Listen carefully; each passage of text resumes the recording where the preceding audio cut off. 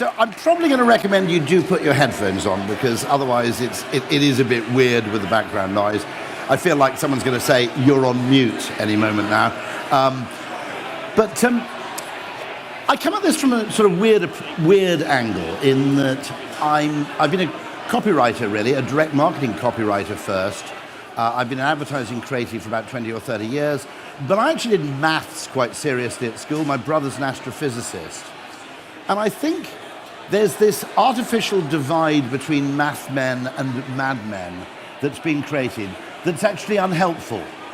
Because if you delve deeper into the real maths of human behavior, complex systems and so forth, you discover actually that it's much, much more interesting. It's much, much less narrow than people like to pretend.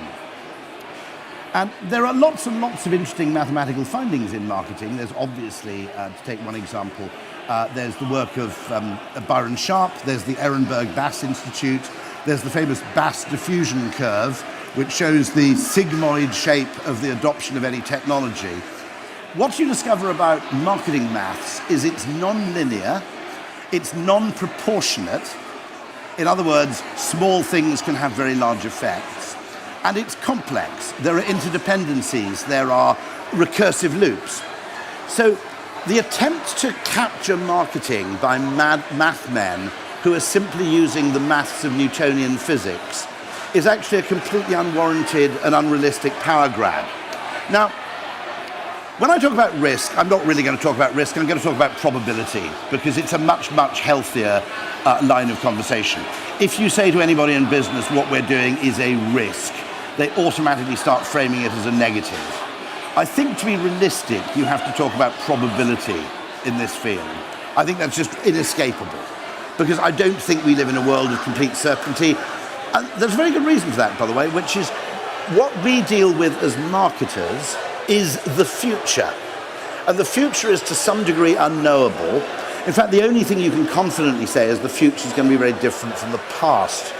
And the speed at which change happens varies. Sometimes next year is pretty similar to this year. At other times, you have something, for example, a pandemic or a global inflation crisis, which means that actually the future is unrecognizably different. And one of the mistakes we make is, and I was very happy because some mathematicians actually quoted me on this, and I'm not used to being quoted by mathematicians.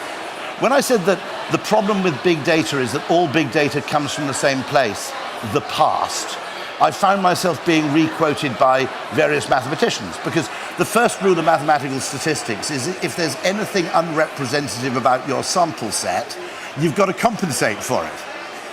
And there is something inherently unrepresentative about big data in marketing, which is all of it looks at what happened last year rather than what's going to happen next year or in 5 years' time. Now, when I talk about risk, there is a fundamental problem which marketers face, where anybody who's dealing with probabilistic outcomes has to face in business, which is that businesses become disproportionately risk averse. I've got a fantastic story about this which explains why it is so. If you think about it, okay, the downside cost of a bad decision to any individual in a business is you lose your job, you damage your reputation, you become long-term unemployable. The upside opportunity, unlike, say, in banking, let's be honest, isn't all that great. You know, I always said jokingly of Ogilvy that if I discovered a cure for cancer, they'd probably name a small meeting room after me. On the other hand, if I negotiated up the Unilever blended annual rate by 0.3%, they'd carry me into the fucking office in a palanquin, okay? That actually, what's interesting, and this is a really interesting story of Daniel Kahneman's, he's speaking to the board of directors of a large American company. We don't know which one, we think it's probably GE. And he goes around the table to 8 of the heads of GE's biggest divisions. I don't know what those are, big metal things, finance, lighting, aircraft engines, whatever it may be, okay? And he says to each of them in turn, okay, I can offer you a decision where there's a 50% chance that next year your revenue and profits will go up by 50%, but there's a 30% chance that next year your revenue and profits will go down by 30%, okay? 50% chance of a 50% gain, 30% chance of a 30% loss. And all but 2 of the 8 people said, I wouldn't take those odds. And he said, why not? On balance, they're favourable odds. And they said, I know, on balance, they're favourable odds, but 1 time in 3, I'm going to lose my job. And the chief executive is sitting at the end of the table, and he goes, but I want all of you to take that risk, because in aggregate, we'd end up well ahead. Okay, we'd have, 2 out of 6 divisions would probably lose a bit of money, but if 4 of the 8 divisions are actually making 50% more money, we're quids in. And that's a fundamental asymmetry which we often fail to notice in business. Now, interestingly, bees have solved for that problem, okay? Now, I'm sorry to talk about this, but it's important. Bees have a brilliant system called the waggle dance, where they share information on where there's a source of nectar or pollen or resin, which I think are the 3 things that bees collect. But bee scientists were slightly surprised to discover that although, many, many bees under certain circumstances are fairly assiduous in following the waggle dance and collecting pollen from a source where they know pollen already exists, about 20% of bees go off at random. And they're kind of dilettante bees.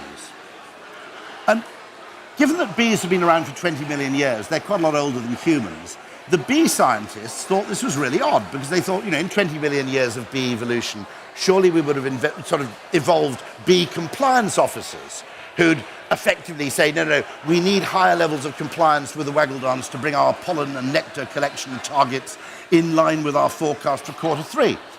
But bees still indulge a certain proportion of the bee population. It varies. When I say 20%, that's a very, very gross generalization. But bees still indulge a certain number of bees to just go off at random. And the scientists asked why, and they suddenly discovered something which actually in AI is known as the explore-exploit trade-off. There's information you know, and there's information you don't know, either because you never knew it in the first place or because it's new information. Any efficient, surviving, robust organization has to accept the fact that there's a trade-off between exploiting what you already know and discovering what you don't yet know, i.e. something that's changed, something that's new, or something that had just never occurred to you before. Now, if bees had personality, well, I don't think bees have much personality. I may be doing them a huge disservice there. If you think about it, the obedient bees would get really fucked off with the dilettante bees, wouldn't they? They go, here am I, every single journey, right? Energy expended in collection is 25% less than energy recovered in nectar, pollen, other forms of energy. Every single journey I make actually pays. And there you are, basically pissing off at random, like a load of dilettantes. Most of your journeys, as far as I can see, are a total waste of time. And the fact is, of course, that's true. Most of them are. They're not very productive. But maybe 1 journey in 50, a dilettante bee stumbles on a completely new source of foodstuffs. And if he goes back, and there's a vital if here, if he then goes back and shares that information with the rest of the hive, that information, that waggle dance he does, is literally 100 times more valuable than a standard waggle dance, which is simply telling the hive about information they already knew. And what the bee scientists discovered, if you don't have the dilettante bees, there are 2 problems. One of which is you can't really grow. You can't get lucky, because you're exclusively optimized on what you already know. Secondly, you become hugely vulnerable to a change in the environment, because if some cows break into your favorite field and eat all the flowers, suddenly you've got nowhere left to go. And I often talk, by the way, about business policies which are a bit like that. They're over-optimized on one model. One thing that always frightens the shit out of me is any business that's subscription dependent. And the reason for that is, okay, you've got lots and lots of news publications, Netflix, television publications, which are all dependent on recurring credit card payments. Now, all it takes is one big recession or one piece of legislation which simply says, recurring credit card payments have to be listed separately on a credit card bill, and you must be able to cancel them with a single click from your credit card bill, and that whole business could die. I think subscription businesses based on recurring payments, are interesting, but it's inherently a high-risk thing on which to become exclusively dependent. In Germany, they've just introduced legislation which says it must be as easy to cancel a subscription as it is to take one out at a discounted rate. some piece of legislation like that could basically kill your whole business model. And so what the bees do is they're continually, effectively, refining what is their source of bee revenue. And in foraging and in artificial intelligence, this is known as the exploit-explore trade-off. The huge danger is that exploitation is predictable and reliable and is a good career move. Exploration in the short term looks like a cost. And so a business that is run to short-term preoccupations, where it's only interested in the efficient optimization of what is already known, looks like a really great business. The bees would have a great couple of weeks if all they did was obey the waggle dance. In the first 2 or 3 or 4 weeks of activity, 100% compliance with the waggle dance would probably be a good move. There probably were bees that did that. The reason there aren't anymore is because they all died out. They became over-optimized on the past, they became effectively trapped in a local maximum, and they died out. Evolution took care of that problem. That's why the only bees that survive have a certain R&D function, okay? Without that R&D function, without that adaptability to a changing environment, those bees that couldn't do that, that couldn't adapt, don't exist anymore. And this is, I'm fanboying this guy a bit. Is anybody familiar, put your hands up if you do, with a guy called Roger L. Martin, Canadian business guru? Okay, one person knows him. Get to read his books. There's a new one called A New Way to Think. He's an absolutely brilliant business thinker from a marketing perspective. In other words, he's kind of the heir to Peter Drucker. And I really recommend reading him. And he makes this great point that businesses feel really comfortable doing something which is called planning. Because planning only deals with the things you can control. You know, your factory size, what you invest in this. Strategy, however, is about how on earth you optimize value creation among people you can't control, which is customers, using an interesting mixture of the things you can control, whether that's marketing, R&D, manufacturing, pricing, or everything else. And because of that asymmetry I mentioned that Daniel Kahneman asymmetry, which is that if you think about it, if you do something which makes your employer millions and millions of pounds, you'll probably get a pat on the back. And if you do something which loses your employer £20,000, you lose your job. It is not safe to assume that the incentives and interests of individual employees are necessarily well aligned with the interests of the organization. This is a brilliant quote from Kumail Galhotra, who's the head of Ford North America. It's an acknowledgement that most people in business are involved in rational planning of things entirely within their control. That's what most of management is, okay? That's what most board discussion is about. It's about effectively optimizing those things that are immediately within your field of control.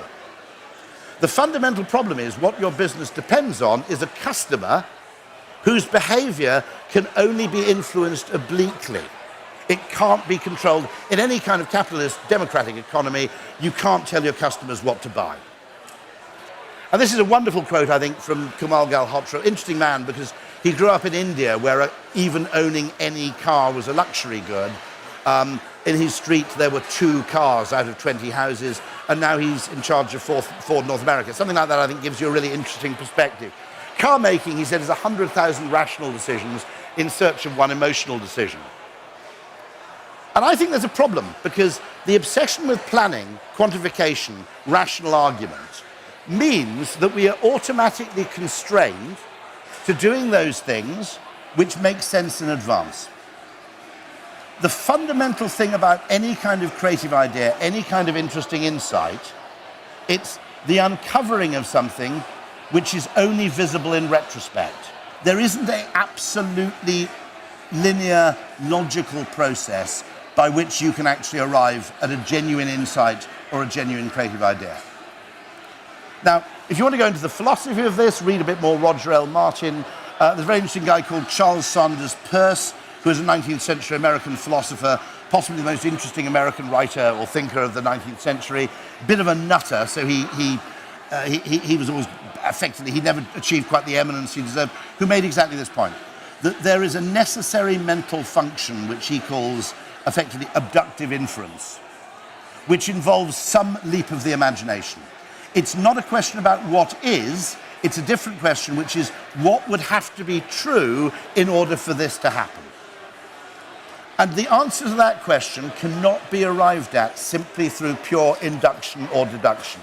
It requires some effort of subjective imagination. And Peirce made the point that this is basically unavoidable. And my contention is that the number of ideas you'll arrive at by simply looking at what is, particularly by looking at past focused data about what is a tiny proportion of the subset of all possible ideas. And it's particularly true in business because if you become focused only on those ideas which are easy to justify and advance, okay, the likelihood is that all your competitors are busily engaged in doing those things already. So the likelihood that you'll actually distinguish yourself or differentiate yourself by being purely logical is limited.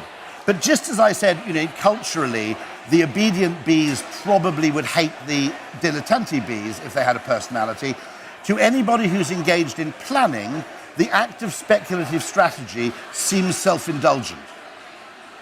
They don't understand that actually the two are interdependent, that there's no point in explore if you don't exploit, but there's no value to exploit, or there's a danger to pure exploit if you don't actually trade off and spend a bit of time in explore.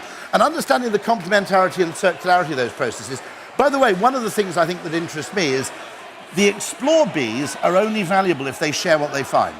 If they go and discover a completely new field of pollen and they keep it to themselves, okay, the system completely breaks down.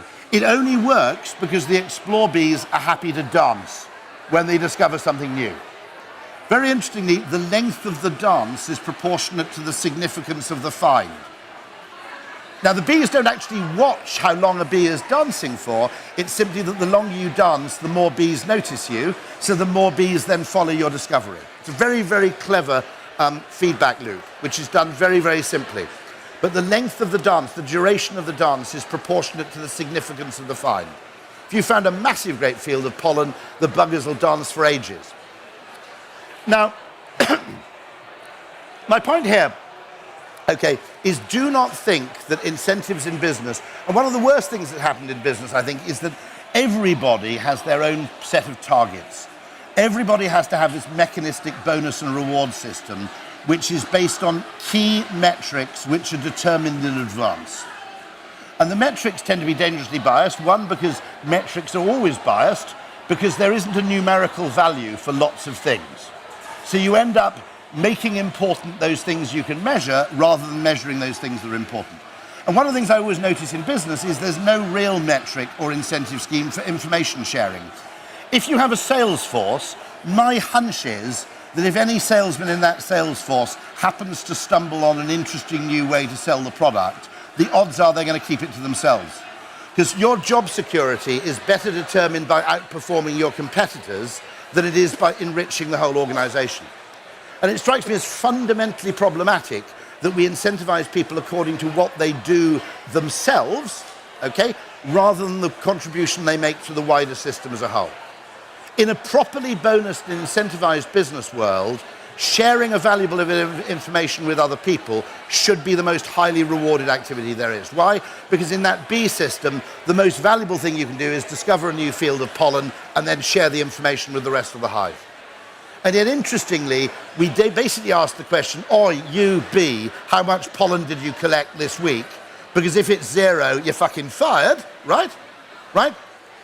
Okay, we attach immediate short-term measures. We give great weight to those, whereas the longer-term contribution is basically not rewarded at all. And that strikes me as dangerous. Now, there's a bit of weird maths in this. Anybody heard of ergodicity? My PA is groaning at the back. It's an important concept, okay? Because we tend to assume that the short-term aggregate average is the same as the individual over time experience. So let's take, this is from Ole Peters, who's the kind of father of ergodicity economics, okay? Let's take a simple bet. You put all your money into a pot, and then you continually toss a coin. And every time you toss a coin, your net, and get a heads, your net wealth goes up by 50%. Every time you toss a coin and get tails, your net wealth falls by 40%. and you basically let the stake roll, okay? Heads means 50% richer, tails means 40% poorer, right? Now, most people would say, yeah, I'm going to take that bet. And if you look at what you might call the aggregate, the ensemble effect of one throw, 10 people taking that bet, on average, will end up richer, okay? On average. Let's break it down one person at a time, okay? Let's start with £100. First throw, heads, you get 150 quid. Tails, you get 60, okay? On average, you're worth 105 quid. But that only works if you share the money and share the risk. You only get 105 quid if you're actually sharing the risk with the other participant, right? Second throw, one guy, heads, 225 quid. Heads, tails gets you 90. Tails, heads gets you 90. Tails, tails, you're down to 36 quid from your initial stake of £100. You've now got to throw 3 heads in a row to get your initial stake back. You're basically what's known in technical terms as a bit fucked, okay? But the average wealth, largely because of this person at the top, has become so inordinately richer by throwing heads twice in a row, the average wealth is now £110.25, okay? Third throw, heads, heads, heads. This guy's off to the races, right? 337. Then you get 3 people with 135, you get 3 people with 54, and you get one poor sod with £21.60. Now, what is interesting in all these cases is in every single occurrence, the majority of people end up poorer than when they started. So should you take that bet if someone offers it to you? The answer is no, you shouldn't take that bet. When you should take that bet is say, I'm going to form a consortium of 50 people to share the risk, and we're going to all take that bet with a prior agreement to share the winnings amongst ourselves, and we're going to end, and then in which case, throw the coin as many times as you bloody well like. We're going to make a fortune here. We're going to make 5% every coin throw. But it doesn't work on an individual level. This guy is seriously messed up. And so one of the interesting things, and this is what Daniel Kahneman discovered, is that when you individualize risk, you make individuals too risk averse. The point of an organization, the reason we form companies, must in part be we can be that little bit braver individually if we pool wins and losses than we can be if everybody basically acts like an independent entity. And yet most of the way we incentivize behavior is exclusively on individual behavior. And as a result, you end up with this extraordinary loss aversion within business behavior. And it's probably best encapsulated in that famous thing, which was never actually an advertising slogan, but it was just the phrase, no one ever got fired for buying IBM, okay? The way I always describe the difference between B2C marketing and B2B marketing is that in B2C marketing, when people make a purchase, they're trying to minimize the risk of regret, okay? They're kind of asking, what's the worst that can happen? I don't want to spend this money and end up with something bad happening. I always argue that's why brands command a premium. Because it's not that brands are necessarily a proof of superiority on average, but they do reduce the perceived risk of shittiness. Okay, McDonald's isn't the most successful restaurant in the world because it's a really good restaurant. It's the most successful restaurant in the world because it's really, really good at not being terrible, right? You know, say what you like about the Golden Arches, okay? You know, okay, it's not going to get a Michelin star, but you never get ripped off, the toilets are always pretty clean, the food's always pretty edible, and you don't get the shits. You know, I mean, one of the things that really annoys me is now airports have become Ponzi, right? You never get a bloody McDonald's or a KFC. Now, when I'm going to board a plane for 10 hours, the principal requirement I have for a meal is that it doesn't make me ill, right? So why on earth they have seafood and raw seafood restaurants at airports strikes me as a form of insanity, okay? So what tends to happen is by making everybody individually responsible for their part of the business, the net overall effect is you create a business which is more risk averse than it needs to be and could actually grow more if people were prepared to do a degree of risk pooling. And I don't think they do. I mean, if you look at how, you know, advertising agency holding groups are run, effectively everybody, there's no R&D function, there's no R&D budget, everybody's just responsible for their own revenue. And if you share valuable information, no one cares. It's a terrible system, okay? Payment by the hour is a bloody catastrophe, if you ask me. So here's an interesting problem, which is effectively two things. I think good risk advice is bad career advice.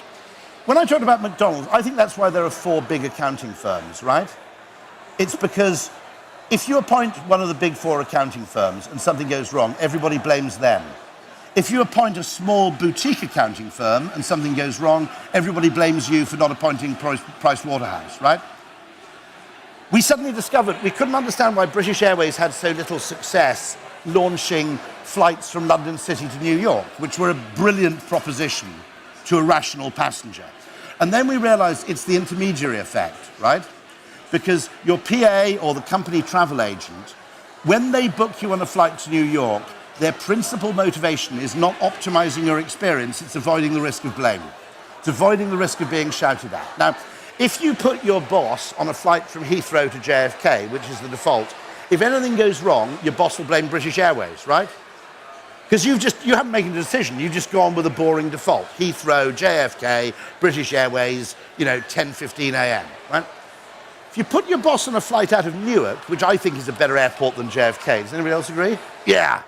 Jersey, can't go right, totally agree. Also, by the way, good tip if you use Newark, book an Uber Lux, and then you get a Cadillac Escalade with blacked out windows, and you drive through New Jersey in a blacked out Cadillac. You feel a bit like Tony Soprano. So that's an additional bonus, okay?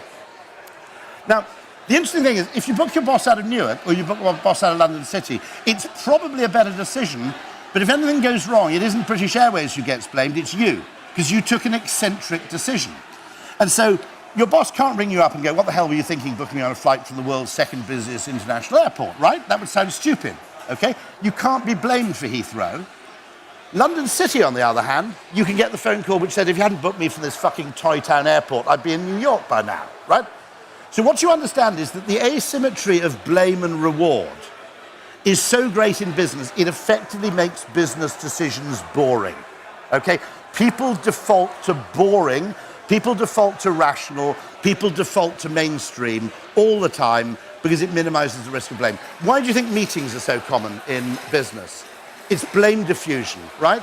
If 10 people make a decision and you say we were all in the room, no one's ever going to get you. You can't blame all 10 people, right? If one person makes a decision, their job's on the line. I mean, that blame diffusion doesn't always work. We lost a big bit of business in Ogilvy about 12 years ago, and Martin Sorrell rang up and said, who's responsible for this abominable business loss? And the head of the account said, we're taking collective responsibility, Martin, we're all to blame. And Martin replied, that's good, so I can fire lots of people. But generally, okay, collective decisions are safe because what you're doing is you're minimizing the risk that the blame comes to land on you. And that's why we hold so many meetings. It's not because they arrive at better decisions, they probably arrive at worse or less interesting decisions. But it's blame diffusion. And I think there's a fundamental problem, which is that if we're honest about business, business is much more Darwinian, it's much more bee-like than we ever recognize. A lot of it's luck. A lot of it's survivorship bias. Nassim Taleb, my friend Nassim, is very good on this. He said, it's very easy to look at the restaurant business and go, gosh, look at all these restaurants making a fortune. The restaurant business looks really easy. That's because in the sight of a successful restaurant, 3 prior restaurants went broke. But as Nassim says, the graveyard of dead restaurants is a very silent place. We don't notice the failures, we only notice the survivors and the successes. And most business is, I think, much more like that than we realize. It's much more arbitrary, it's much more evolutionary, it's much more Darwinian than we like to admit. We like to pretend that the success in business is entirely down to elements within our direct control. A large part of it isn't, but a large part of effort in business is basically devoted to the pretense of kind of what you might call cause and effect. We saw this, we did this, this happened, okay? Awful lot of the time, what happens is, I think, totally random. Let's take a few examples, okay? Now, one advantage of being old is you can actually, one great advantage of being, what am I, 56, is there are a lot of brands and a lot of behaviors where I can remember the before and the after. Because I'm old enough. I can remember pre-Starbucks, right? And I can actually remember going, this is really fucking weird. There are a load of people paying $5 for a coffee, and they're walking around with it in the streets, okay? What a weird thing to do. My brother was in Berkeley, California, where there was a place called Cafe Strada, which was, some people think, was the kind of fons et origo, the kind of originating place which gave the idea for Starbucks. It was apparently the most lucrative cafe real estate anywhere in the United States. My brother goes in there as a Brit in 1992, and the person in front of him in the queue says, "I want a half regular, half decaf latte with low-fat milk." And what you've got to understand is in 1992, if you'd said that in a British cafe, the response would have been very simple. It would have been 2 words, and the second one would have been off. You can have white coffee, you can have black coffee. Okay. Now, all of these things, I think, make no fucking sense in advance. Five Guys, we're going to charge £11 for a burger in a restaurant environment which is no more exotic than a McDonald's, okay? And they're going to be sacks of potatoes around the place. Red Bull, let's imagine you rationally said, we're going to compete with Coke. So obviously, if we want to compete with Coke, we need to have a drink that tastes nicer than Coke, costs less than Coke, and comes in a really big can, so people get great value for money, a lot of refreshment per dollar. What's the most successful attempt to compete with Coke? Well, it's this. It comes in a tiny can, it costs a fortune, and it tastes disgusting, okay? Now, if you did a bit of investigation into psychology, what you discover is that practically every new successful drink starts off as a drug. Coffee was sold as a medicine, tea was sold as a medicine, Pepsi is eupeptic cola, it was sold as a stomach settling thing, Coke was sold as containing basically Coke, right? Now, let's look at a few more. Starbucks made no sense in advance. There was absolutely nothing that the regular bees, nothing that the obedient bees obeying the waggle dance had as a data source would have justified charging $5 for a cup of coffee. Let's take another. Nando's, I don't understand. I just let my kids go there. I genuinely can't understand it. I can't understand the rubric.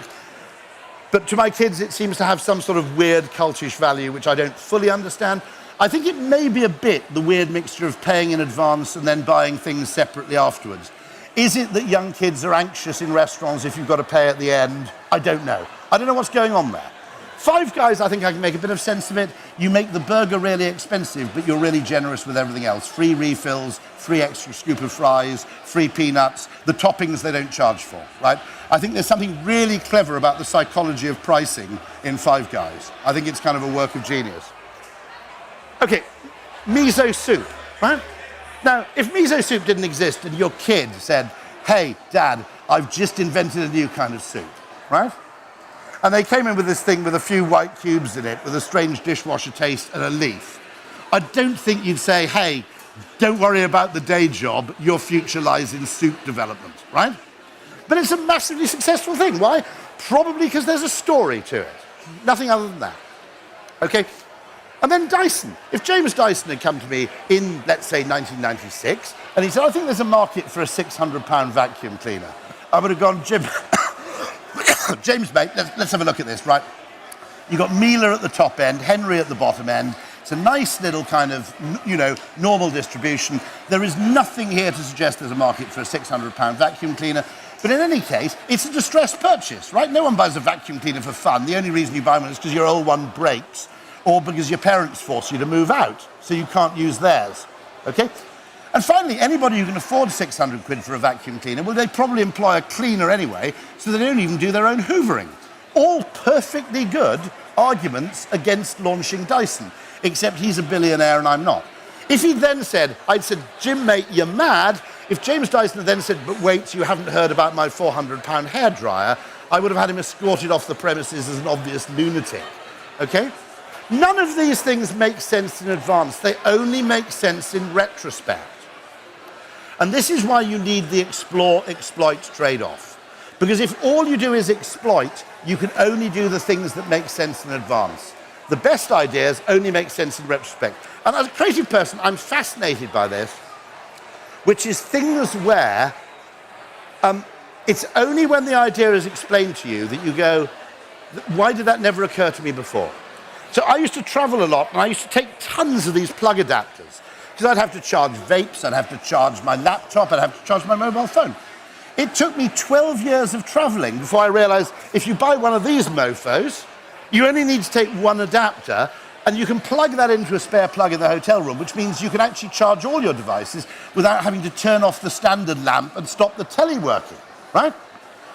But for some reason, it was 10 years before I solved that problem. If anybody's having their kitchen done, get 2 dishwashers, right? And you're looking at me at the moment going, this guy's a wanker. Why on earth would you get 2 dishwashers? The reason is if you've got 2 dishwashers, you never need to empty the dishwasher. You don't lose any storage space. You put your dirty plates in one dishwasher until it's full. Then you turn it on. That's now your clean dishwasher, and the other dishwasher's empty. You retrieve the plates from the clean dishwasher, eat off them, put them in the empty dishwasher, until eventually that's a full and dirty dishwasher, and you turn it on, and it's now your clean dishwasher. You don't need to unload your dishwasher if you have 2 dishwashers. How fucking cool is that? But it is completely non-obvious in advance. I think most creative progress is a bit like mountaineering, in that the route up the mountain is obvious once you've got to the top, but it isn't obvious from the bottom. It's much easier to understand things in retrospect. We can post-rationalize almost anything, let's be honest. I mean, if humans have a talent, it's for post-rationalization, okay? We can post-rationalize 10 times more than we can pre-rationalize. And as a result, demanding rationality of everything you try, in other words, going to the random bees and saying, you're going off to the northwest. We know that most of the pollen's in the southeast. What's your evidence base to support your direction of travel? Is fundamentally a constraint on innovation, experimentation, and discovery. I think quite a lot of huge breakthroughs are actually psychological, not technological. I think the big thing with Uber is the map, okay? What Uber instinctively knew and then proved was true is people don't necessarily care that much about the duration of wait for a taxi. What they can't stand is the degree of uncertainty, okay? And probably the best advice in my entire life was to go to British Airways and say, I can give you one thing which will transform passenger happiness. Never, if you can possibly avoid it, put BA flight 246 delayed. If you put delayed 47 minutes, no one cares. They're pretty happy. There are 1 or 2 like Swiss people who are anally retentive who'd be really upset about the delay, but most people go 47 minutes, I'll still make it to the meeting, I've allowed a bit of a margin of error, right? If you put delayed, okay, what it is it's bad news, it's information that says something bad is happening, but we're not going to give you enough information to tell you what you can do in response. Now with Uber, you know, effectively, what you do is you go, it used to happen, you ordered a cab and you go, oh God, maybe he's already left, maybe he couldn't find the house. I bet they lied, they said 15 minutes, I bet it isn't 50 minutes, maybe they haven't sent a cab at all. You know, what's going on here? Oh God, maybe he's parked around the corner. Basically, your whole time waiting for a cab was spent on tenterhooks. Once Uber brought in the map, it's basically, oh look, he's stuck at those traffic lights, I'll have another pint, okay? So the duration of wait is the same. And it's easy to measure duration. What isn't easy to measure, because we don't have SI units for human emotions, what isn't easy to measure is the quality of the time spent. So we can measure quantities really easily, but qualities we don't have metrics for. Now, I would argue that actually nearly all really major innovations are driven by people who are actually a mixture of marketer and inventor. Jobs is as much a marketing genius as he is. Actually, I mean, the tech people at Apple didn't like Steve Jobs, because I don't know what Steve does. He can't even code, right? All of these people, okay? My wife is a vicar, and occasionally she gives me a bit of a hard time working in advertising, and I've got the perfect response, which is, say what you like about marketing. I said, no one would have heard of Jesus if it hadn't been for St. Paul, okay?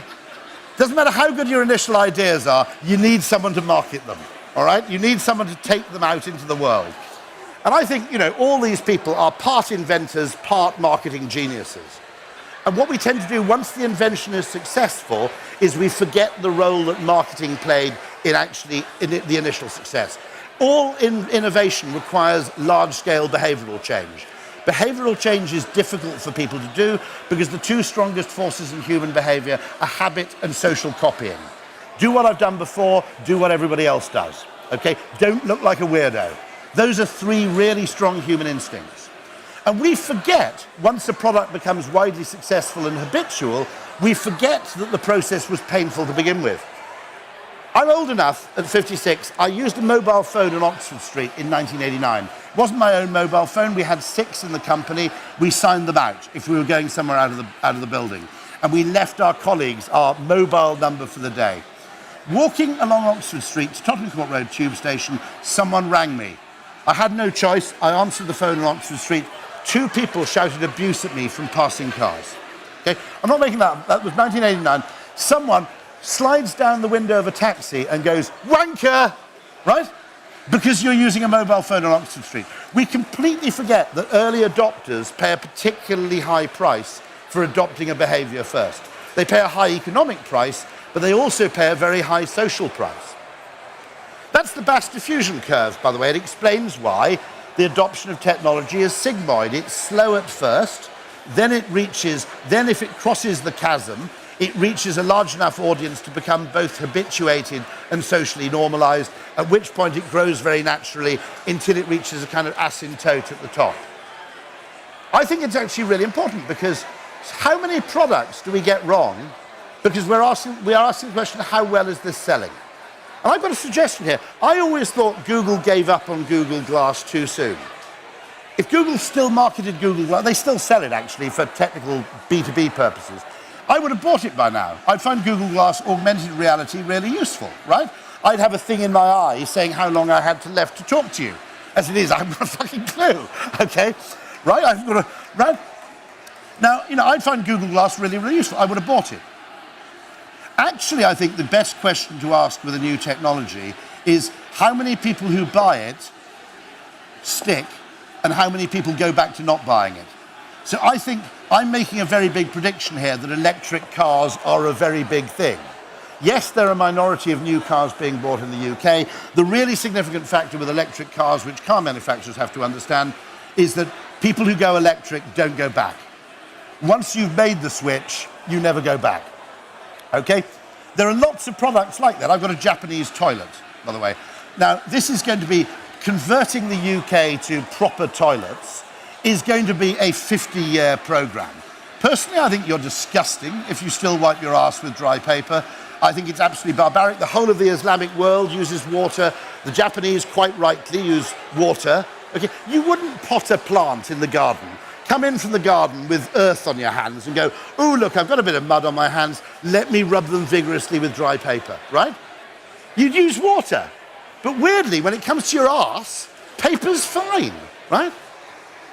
Now, interestingly, we did a bit of work with moist toilet wipes. And one of the things we realized is that we needed to normalize them. And we said to them, produce lots of... I nearly said, produce moist toilet wipes in lots of different flavors. Flavors is the wrong word. I mean scents, okay? Not flavors, okay? Because if you have lots of different things on the shelf, you make it look normal. If you only have one thing of moist toilet paper surrounded by tons of rolls of dry paper, people go, so normal people use dry paper, and then there's that one up there for the weirdos and people with a medical condition, right, okay? So one of the things we said is you've just got to get more facings. I wanted to do an experiment where you actually had a shop which was 50% moist, 50% dry, to see what effect that had on normalizing the behavior. I find this kind of stuff just fascinating. Nespresso, for example, was so unsuccessful to begin with that the only reason Nespresso survived is for 2 years they lied to Nestle about how much they were selling. The important fact about Nespresso is that once you've gone Nespresso, you never go back. I know that doesn't rhyme, but you get my point, okay? It's a ratchet technology. Moist, automatic toilet paper, electric cars, mobile phones. You may know some weirdo without a mobile phone. I guarantee you don't know anybody who's had a mobile phone and then got rid of it. Okay? And I think we probably give up on inventions far too early because we use aggregate sales as the measure. But if we know the Bass diffusion curve is non-linear, that's the wrong thing to look at. Because the sales of anything significantly new are going to be really slow to begin with. Car sales were really, really slow for the first 10 years. Okay? And I think understanding non-linearities and hidden asymmetries in what happens in human behavior, unless you understand those things, people doing the maths in marketing are going to get it really badly wrong. If you don't understand the way bees are doing it, There's a trade-off between explore and exploit. If you don't understand the fact that new technology adoption is unlikely to be a straight line, it's going to be slow at first. Actually, most companies tend to advertise when their sales take off. I would argue that if you think you've got a ratchet product, you should advertise before your sales took off. I spent years, nobody here from Philips, is there? I did my job, okay, as an agency person. I spent 10 years telling Philips to fucking well plug the air fryer. Who's an air fryer owner? Come on. Okay, now do you agree? This is the most marvelous, wonderful... Okay, now what will happen is all the air fryer people will gather together afterwards and like commune together like a cult before engaging in interesting air fryer enthusiast sex or something in the corner, right?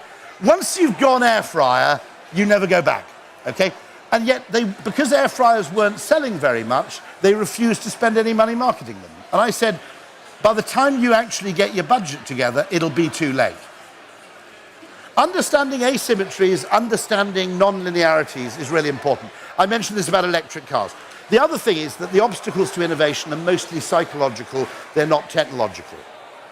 So if you look at electric cars, the biggest obstacle to electric cars is partly they're too expensive and the batteries are too big and they're too heavy. All of that is really a product of range anxiety.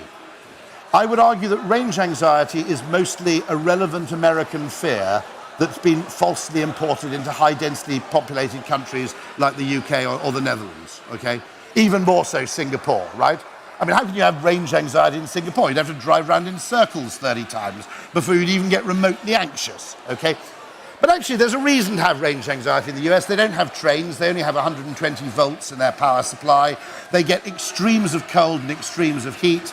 And, you know, you don't want to end up at a truck stop at 3 o'clock in the morning where the charger's broken down and your radio's telling you that a serial killer's just escaped from the local federal incarceration facility, right?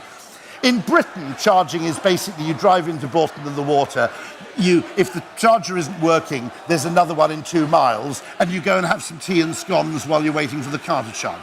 It's a fundamentally different thing, but what's happened is this fear has been irrationally imported. So I'll end very quickly on this. Fundamentally, you have a different job as a marketer because what people in the business think they're doing, which is planning, which is dealing with the measures they can numerically quantify and which are directly within their realm of control, okay?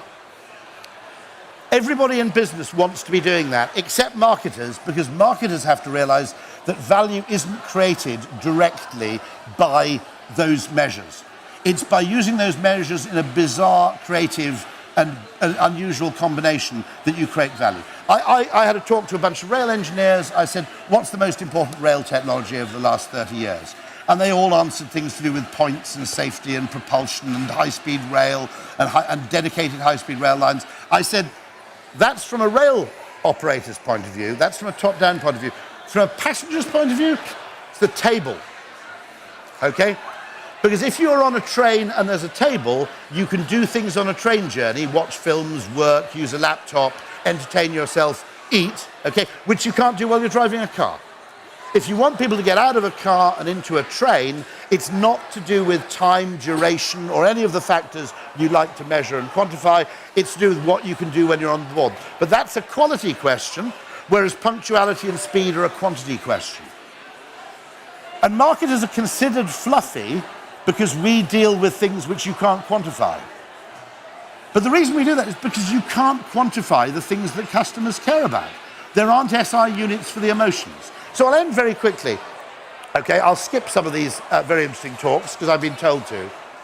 This is the kind of question that most business people like to answer. You have all the data you need to answer the question.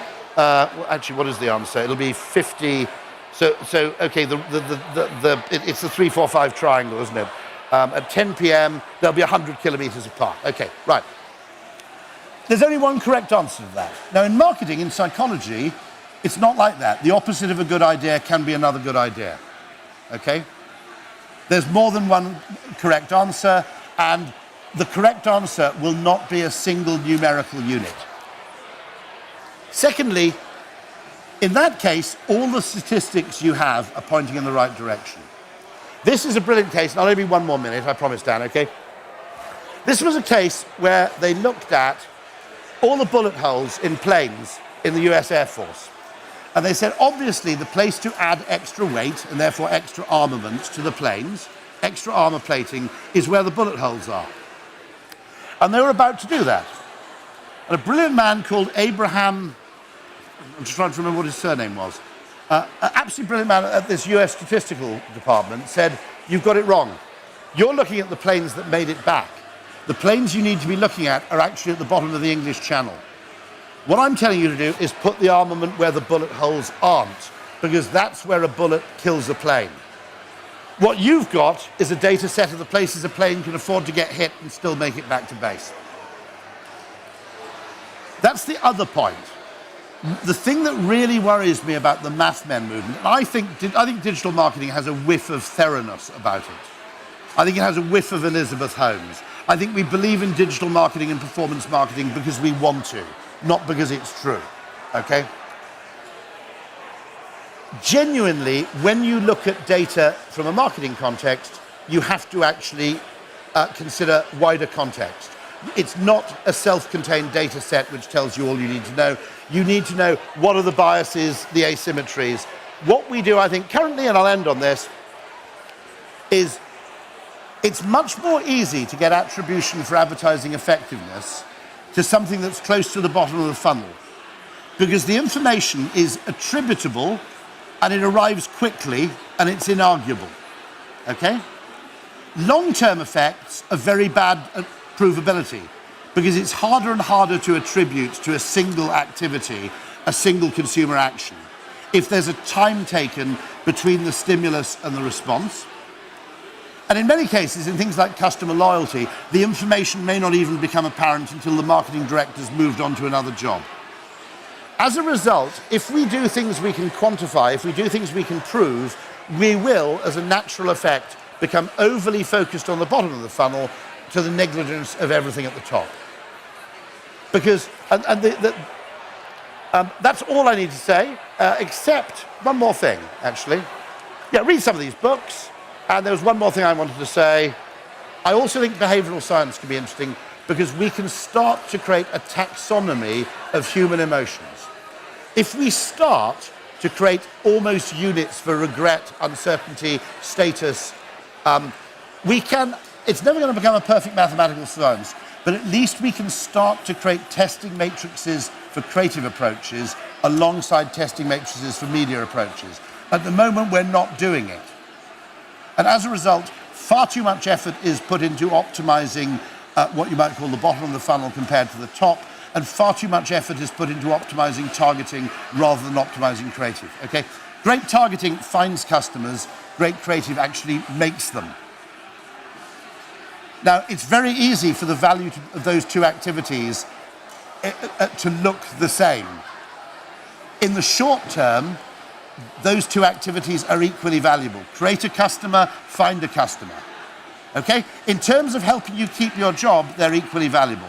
In the terms of the long-term health of the business, the long-term thing is the creation of a customer is inordinately more valuable than merely the exploitation of something you know. So back to the B's, explore, exploit, trade-off. Always look at that whenever you look at anything. Thanks very much. Over to you. Thank you. Whoa.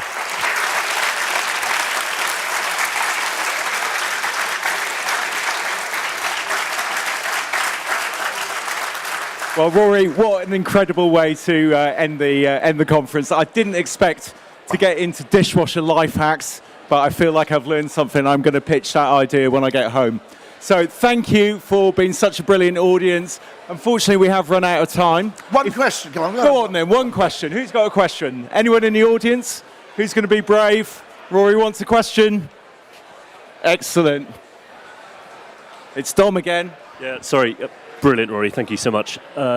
Question, love the dilettante bees. Does that suggest that the concept of gut feel is actually more important than most kind of believe? I think what Charles Sanders Peirce would say is that some degree of human instinct has been optimized to asking the question, what would have to be true for this to happen? And that question is speculative. And given that, I would say there are two ways you can do it in a way. I mean, there's instinct, and the other one is actually the right form of data appreciation. And what we tend to do is we tend to aggregate data, and as Mark Ritson says, the average is the enemy of the marketer, okay? Average information is great if you're reporting up to finance, because all they care about is how much in total. If you're a marketer, the information that's disproportionately valuable to you is something weird, okay? Ray Kroc created McDonald's because he got an order for 8 shake machines from one restaurant, and he wanted to find out what was going on. He noticed an anomaly. And therefore, if someone accuses you of being anecdotal, you've got to be a bit careful about this, because everything really important starts as an anecdote. You may need to investigate it, you may need to validate it, you may need to probe deeper, but actually it's exceptional outlier things that really teach us where the opportunity lies. The average doesn't teach us anything at all. Apart from anything else, the average customer doesn't really exist. There are very, very few markets where the average customer is a useful proxy for who your customers really are. Well, I think we should just put our hands together one last time for Rory. Thank you very much. A truly brilliant lecture. Cool.